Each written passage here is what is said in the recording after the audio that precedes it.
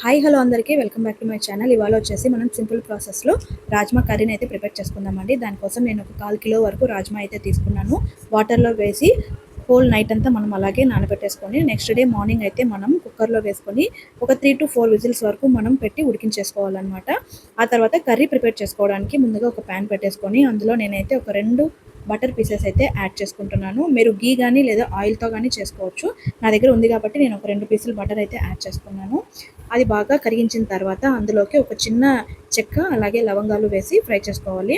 అది కూడా బాగా ఫ్రై అయిన తర్వాత మనం ముందుగా సన్నగా తరిగి పెట్టుకున్న ఆనియన్ టమాటోస్ ఉంటుంది కదా, ముందుగా ఆనియన్ వేసి ఫ్రై చేసుకోవాలి. 2 అట్ ఎ టైం ఒకేసారి వేయకూడదు.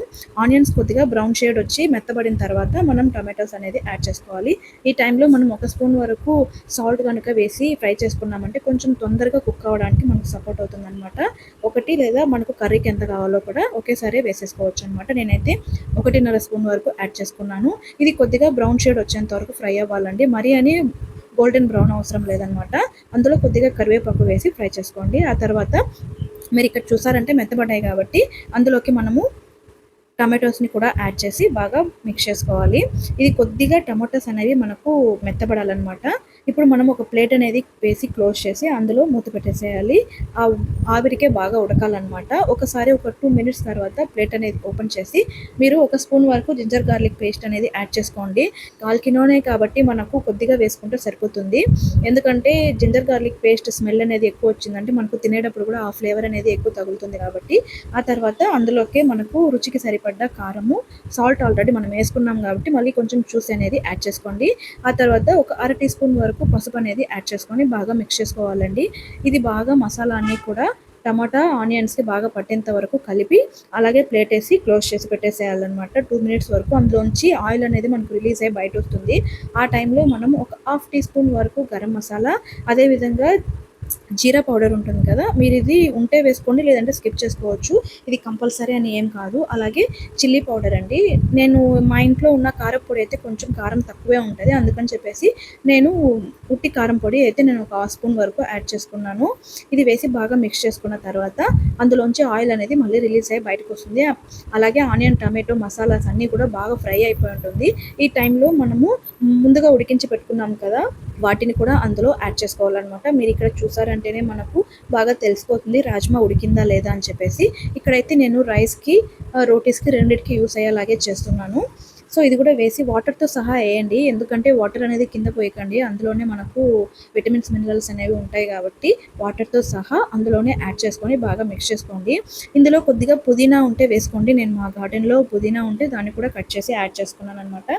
అలాగే కొత్తిమీరని కూడా కొద్దిగా యాడ్ చేసుకోండి. మిగతా కొంచెం అలాగే ఉంచేసుకోండి. ఫైనల్గా మనం దించేటప్పుడు వేసుకున్నామంటే ఫ్లేవర్ చాలా బాగుంటుంది అనమాట.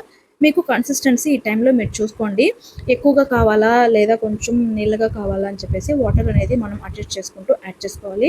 నేనైతే 1 గ్లాస్ వరకు వాటర్ అనేది యాడ్ చేశాను. సో ఆ చిన్న క్లిప్ అయితే మిస్ అయిపోయిందండి, ఏమనుకోవద్దండి. వాటర్ యాడ్ చేసి ప్లేట్ వేసి క్లోజ్ చేసి ఒక 5 to 7 మినిట్స్ హై ఫ్లేమ్లోనే బాగా ఉడికించండి. అది దగ్గర పడ్డాక మనకు సిమ్ అనేది సిమ్లో పెట్టేసి ఫ్లేము, ఆ తర్వాత మనకు కన్సిస్టెన్సీ మనకు కరెక్ట్గా ఉందా లేదా అని చెప్పి చూసుకొని ఫైనల్గా కొత్తిమీర అయితే వేసుకొని దించేసుకోవచ్చండి. ఇందులో ఫైనల్గా మనం కసూరి మేతి ఉంటుంది కదా, అది అరచేతిలో వేసుకొని ఇలా బాగా మ్యాష్ చేసి అందులో యాడ్ చేసుకోవాలి. ఇది వేసుకుంటే మనకు కొంచెం రెస్టారెంట్ స్టైల్ ఫ్లేవర్ అనేది వస్తుంది. సో నాకైతే ఈ స్టేజ్లో నేను స్టవ్ అనేది ఆఫ్ చేసుకుంటున్నాను, ఎందుకంటే ఈ కన్సిస్టెన్సీ అయితే మనకు రైస్కి కానీ అదేవిధంగా చపాతీస్ పూరీలకు కూడా చాలా బాగుంటుంది. చోళ పూరీకి అయితే ఇంకా చాలా బాగుంటుంది అనమాట. మీరు కూడా నేను చెప్పిన సింపుల్ ప్రాసెస్లో ట్రై చేసి ఎలా వచ్చిందని నాకు తప్పకుండా కమెంట్ అయితే చేయండి. అలాగే ఈ రాజ్మా కర్రీ వల్ల ఉండే ఉపయోగాలు చాలామంది చాలా రకాలుగా అయితే వీడియోస్లో చెప్పేస్తున్నారు.